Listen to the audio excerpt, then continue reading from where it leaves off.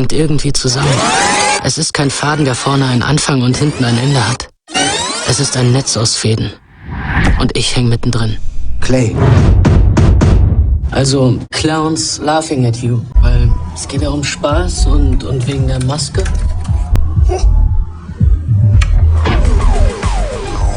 In Berlin, young hacker Benjamin is sitting in an interrogation room after having walked into a hotel room full of bodies.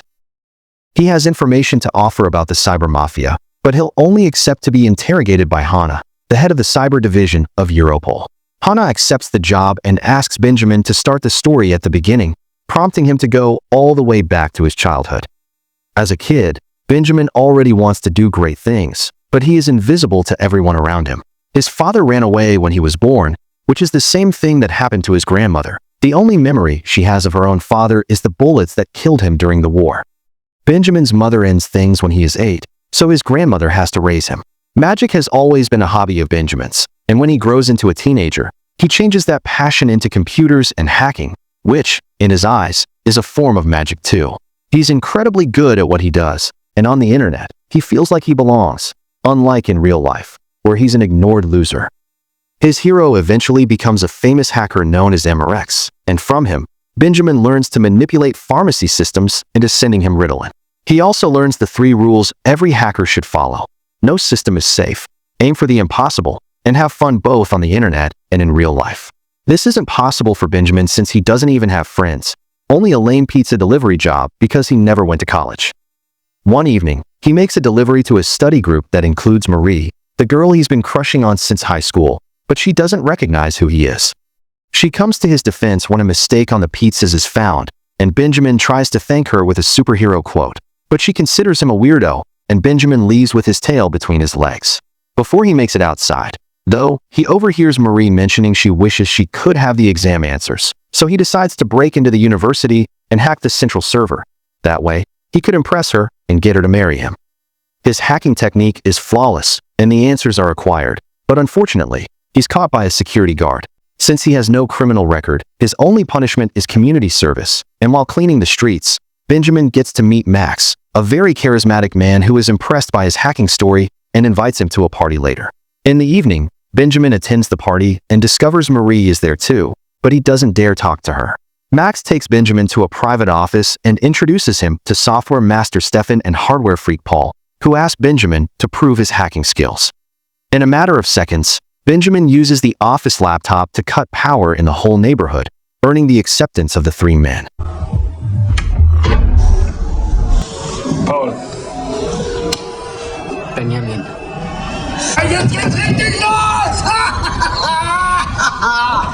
This also gets the attention of the police, so Benjamin brings the power back before running away with his new friends because this isn't Max's house. They just sneaked into an open party. On their way out, they bump into Marie, who recognizes Benjamin as the delivery guy and gets dragged into running with them by Max. Once they're far enough, Marie finally realizes Benjamin is the loser from high school and quickly goes away after admitting it's been an interesting evening.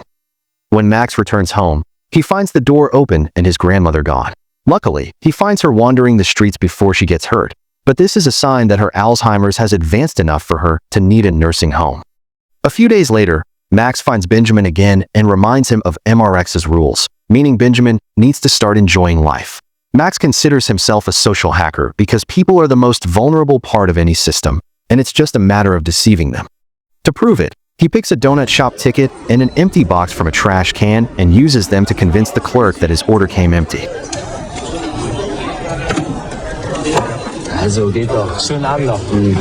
Afterward, they meet with Paul and Stephan at a parking lot, and they steal a van that they take to a hall where an important political conference is being held. Using fake IDs they made themselves, they sneak inside, and Benjamin approaches the main laptop by using Max's advice on social hacking, pretending to be part of the organization team. Once the computer has been hacked, they run back to hide in the van and change the conference presentation for a humorous video of Hitler. Many of the conference attendants notice the van outside and come after it, but the group gets to drive away without getting hurt, although the poor van does end up destroyed.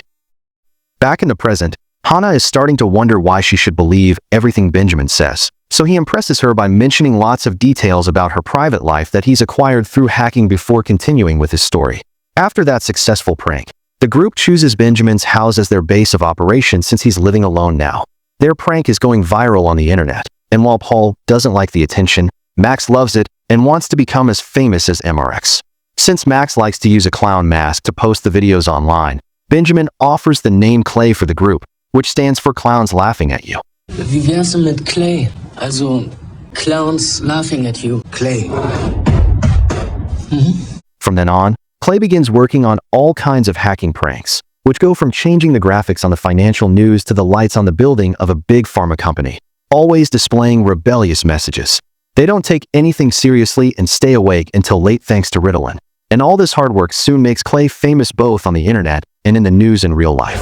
Wieder einmal wird uns vor Augen geführt, wie unsicher das Netz ist. Wer steckt hinter dieser Maske? Handelt es sich eine kriminelle Organisation? Oder schlicht eine Gruppe pubertierender Teenager? One afternoon, while they're at the grocery store, the group bumps into Marie again, but Benjamin only manages to say hi to her. This frustrates Max, who quickly takes over the conversation and shows Benjamin how to talk to girls. Wie das Leben die Zitronen reicht. Frag nach Salz und Tequila. Max's mood is unpredictable. He can go from charming to furious in seconds, especially when he gets frustrated every time M'Barek doesn't acknowledge their success. Scheißversager! Wir sind Scheißversager! It's around this time that the German government collaborates with Hanne, who comes over to work with Agent Martin and his team. There have been a few important attacks on government systems lately that she thinks were made by FR-13 MDS, a dangerous Russian cyber mafia group that she's been chasing for 3 years. Meanwhile, the boys hack their way into a radio contest and win a Porsche that they ride through the city as a symbol of their power. They also use it to pick up some girls that they take to Benjamin's home for a night of alcohol and dancing. However, Benjamin can't stop thinking of Marie and decides to look for her in the Porsche. He finds her at a party and impresses her with the car. So after chatting a bit about her exams, Benjamin decides to be more like Max and kisses her. This isn't what Marie wanted and makes her leave. But when Benjamin tries to follow her, one of Marie's friends hits him and warns him to stay away from her. Lass die Finger von Maria. The next morning, the group is surprised to find a message from M'Barek making fun of them because, in the documents Hanne presented to her colleagues, Clay was mentioned as harmless and nothing to worry about. This enrages Max, who is obsessed with trying to impress M'Barek and be accepted in the big leagues. So Benjamin comes up with an idea. They should hack the main building of BND, the German Central Intelligence. This is their hardest target yet, but they start simply by following the truck that picked up the BND's trash, and once everything is in the dumpster, they dive in for anything useful. They end up finding a birthday card with a name on it, and with that name, they find the email address of a BND worker. Through a process known as phishing, they send a fraudulent link pretending it's cute pictures, and when the employee clicks on it, she grants them instant access to her computer. They can't access the main server from there, but they do get access to her files. And since she's the one that makes the building access cards, Clay orders 4 cards for themselves and manages to easily enter the BND building through the front door. Paul takes care of the main power and security alarms, Stephan deletes the security camera recordings, and Benjamin is in charge of doing the actual hacking, although he stays a little longer to do something extra. As soon as they're gone, the prank kicks in, and every printer in the building prints dozens of pages with a cheeky message from Clay.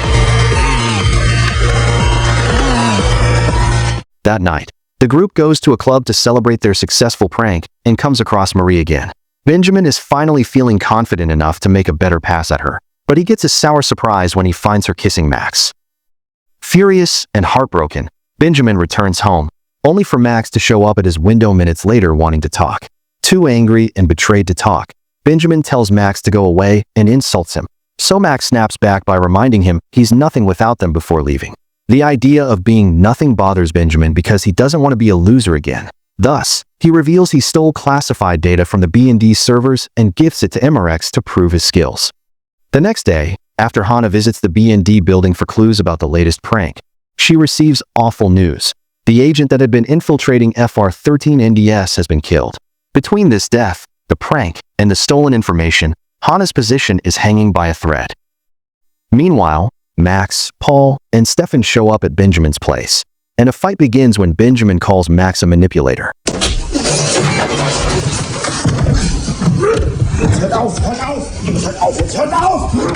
Paul makes them stop when the latest news appears on TV, revealing that the double agent was killed because the information that was stolen from the BND servers revealed his name to FR13 NDS, which MRX works for, and now Clay is labeled as a terrorist group.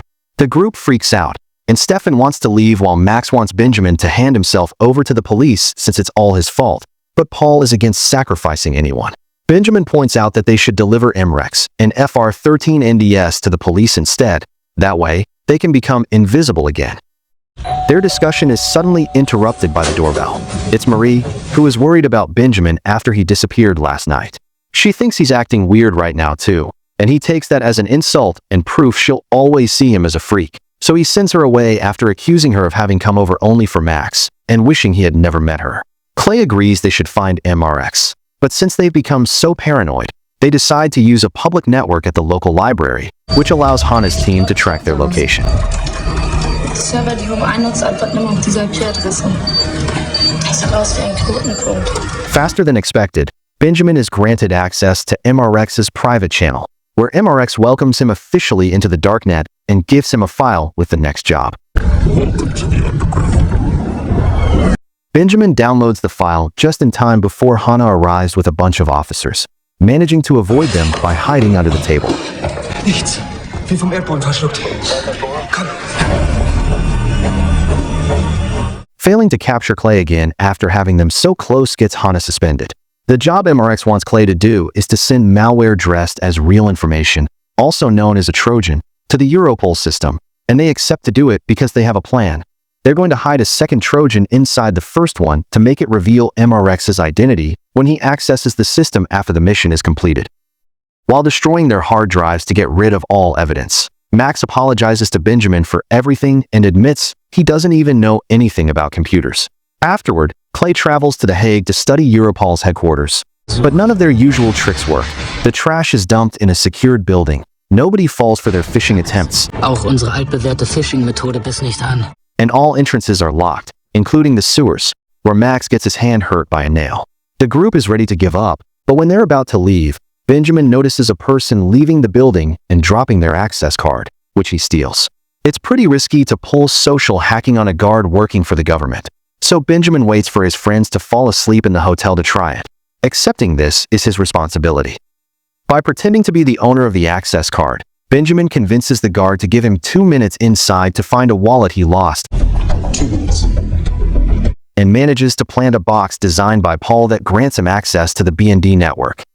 The next morning, Benjamin meets with MRX in his private channel to pass him the hidden Trojan, but MRX already knew about this trick and activates the camera on Benjamin's computer, exposing his face to the entire darknet. You shouldn't have used the key. An IP transmitter. Now we know who you are and where you are. Immediately, a group of Russian mobsters finds him and chases him through the city. Benjamin only manages to save himself by hiding in the subway tunnels. Sadly, his friends aren't as lucky, and when Benjamin returns to the hotel, he finds them all dead. After picking up the bullets, Benjamin calls the police and asks for Hanne, taking us back to the beginning. He wishes to be invisible again and not to fear for his life, so he's providing all this information in exchange for being accepted into the witness protection program. While Hanne calls her higher-ups to get the deal, Benjamin reminisces about his last evening spent with Marie, during which she thanked him for hacking the exam answers, and they kissed. Benjamin also asked her to run away with him. Martin comes over and tells Hanne not to trust Benjamin because his story has lots of holes, but Hanne makes him change his mind by convincing him that Benjamin is the only one that can bring down MRX and FR13 NDS, who are the real criminals. Benjamin is given a computer to work his magic, logging into the darknet pretending to be MRX and confessing he's a snitch working with law enforcement. The real MRX gets so desperate to clear his name that he forces his way in with unsafe methods, That's not MRX. I'm MRX. I never worked for the government. allowing Benjamin to expose him as a 19-year-old American guy from New York who immediately gets arrested by the FBI.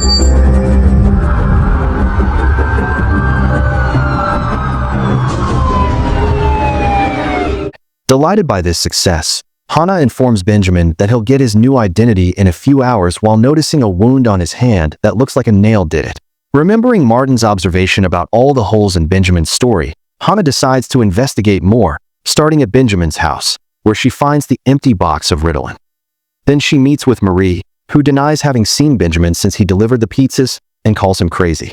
Lastly, Hanne visits the doctor in charge of Benjamin's grandmother, who explains Benjamin grew up in unclear circumstances and his mother ended things for herself because she suffered from multiple personality disorder, which is inheritable, and medicine like Ritalin can make the symptoms stronger.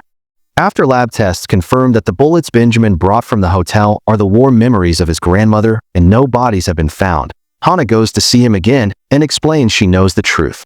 Max, Paul, and Stephan never existed. They're Benjamin's other personalities.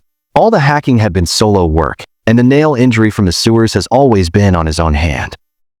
This unsettles Benjamin, who refuses to accept he's like his mom and begins wondering who he really is. But Hanne interrupts him with bad news. People with mental disorders cannot be given witness protection. Overwhelmed by the fear of possibly getting killed by FR-13 NDS and the news of being mentally ill, Benjamin has a breakdown that makes Hanne pity him and give him one last chance. On their way to court, Hanne gives Benjamin access to a government computer and explains the witness protection program is a literal program he can hack, so he can set up his new identity after promising he'll never hack anything ever again. Benjamin is legally released, and after bleaching his hair, he leaves the country on a Scanlines ferry, where he meets with Marie, Max, Paul, and Stephan. It turns out he isn't mentally ill, and this whole deal has been part of a plan by Clay to socially hack Hanne. After he escaped the Russian mobsters, Benjamin told his friends he was a danger to work with, but they refused to forsake him and decided they needed to trick Hanne. With the help of Marie's knowledge of the law, they learn people with mental disorders cannot be given witness protection and set up the whole story to have holes on purpose. They also gave Benjamin's hand a wound to match Max's and retrieved the bullets from his grandmother's box as a final touch. Benjamin didn't write his name under witness protection. He actually deleted all his information from the system and did the same for his friends. So now they can start a new life while being truly invisible. Meanwhile, during Martin's press conference announcing their success, Hanne realizes she's been tricked but still smiles to herself. She thinks Benjamin is right. The biggest fish have been caught, and now she can have her position again. And the movie ends. Make sure to subscribe and turn on notifications so you can watch more videos like this. Thank you for watching, and see you next time.